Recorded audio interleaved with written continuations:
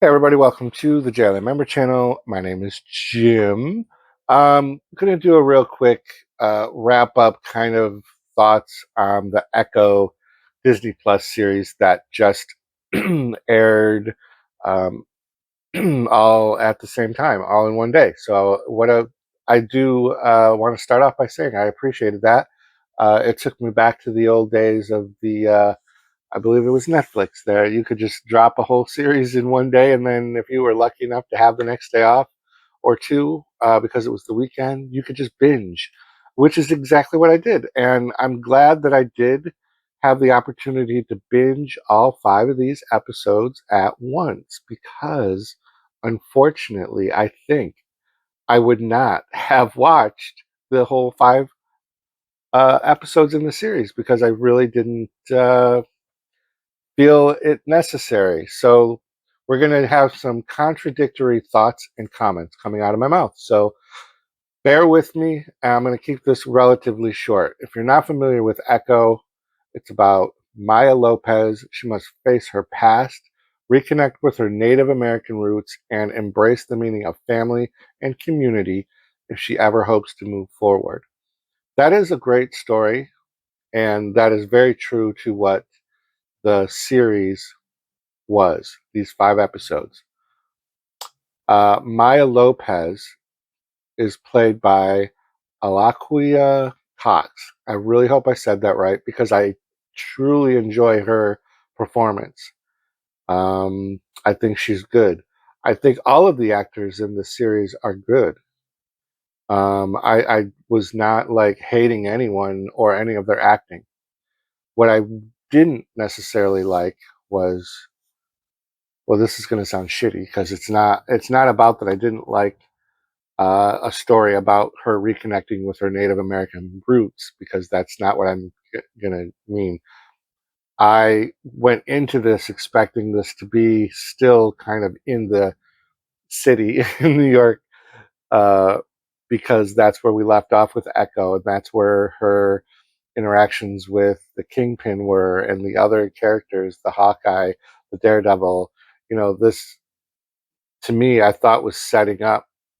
I thought this was the first thing we were going to see that was gearing us towards the future, into the ground level Avengers that we keep hearing about from all the big reviewers and all the big outlets for our entertainment and media information. So I was very, very, very confused for the first episode. I was one. I understand why they had so much of the first episode dedicated to kind of backstory. Here's where we are, here's where we were, here's where we are now.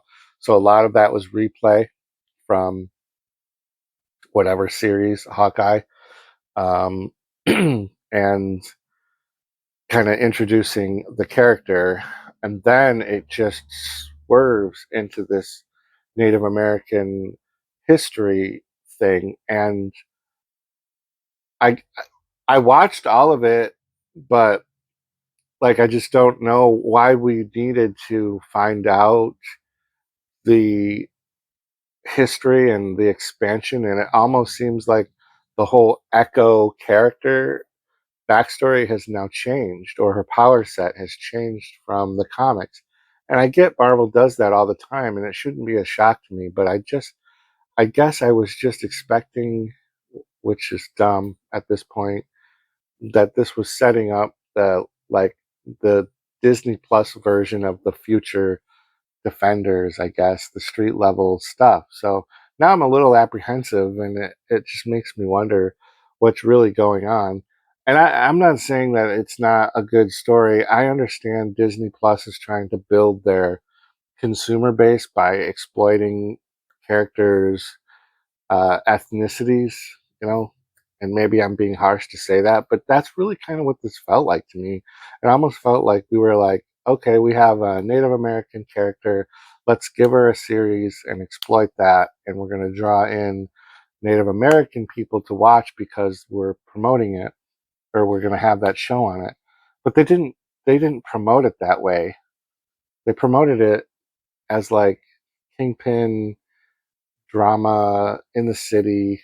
I don't know. I just guess I just really was hoping for something else. It's got a 6.4 star rating on IMDb. For me, that's a little high. If there's people that are enjoying this way more than I am, I'm glad for that.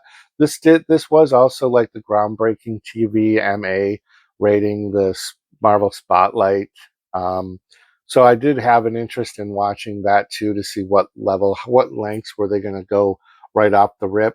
And there's some like bloody punches and the sound and things like that. I didn't think it was over the top. It definitely wasn't at the level that Daredevil will probably be, or if in the future Punisher ever gets like a 5 issue series. Um, I would imagine that that would be the bloodiest of all of the series, but it was good to see a TVMA and that they did kind of go for it. Like Disney, didn't really hold back as far as for this character, but overall, I thought there was some cheesy stuff in here that I just didn't like. Didn't understand by the end of the series why we needed the series again. Um, and I love D'Onofrio as Kingpin.